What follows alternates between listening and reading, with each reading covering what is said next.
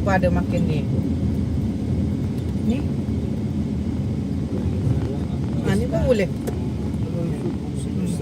Dia tak ada banyak susu sangat, banyak air. Tak ada dia susu gambar tu. Gambar makan ni.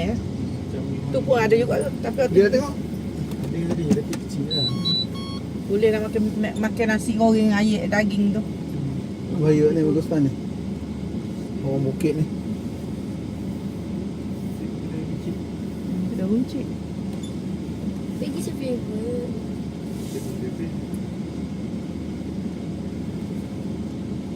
Bang. Saya boleh apa semua boy. Kita tengok belakang abang ni. Belakang kejap bang. Ramai saja tu. Ya, orang kosong ni. Bagi dah tahu. Boleh. Boleh. Boleh. Ni, okey, tengok tu. Halal food roadside. Boleh lah tu. Boleh Boleh mana? ni? Hmm. Pantai yang ni. Ada lah nasinya ikan gorengnya ada lah. Jom beli aiskrim. Mesti nak dessert saja. Ada tu makanan. Dia cakap lagi. Dah terlampau. Kita nak masuk tu buka tak? Ha? Tak. Tak buka kita parking situ. Su ni. Tak. Dia tak nak parking. Ada orang sebenarnya. Tak apalah kita buka tu. Pada abang mana su abang mai? Ha? Boleh dah ni boleh letak sekejap. Kita buka tu. Sini pun boleh.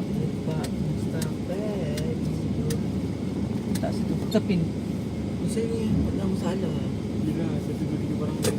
Mesti dia nak call teacher. Yo, nak tekan ni lah.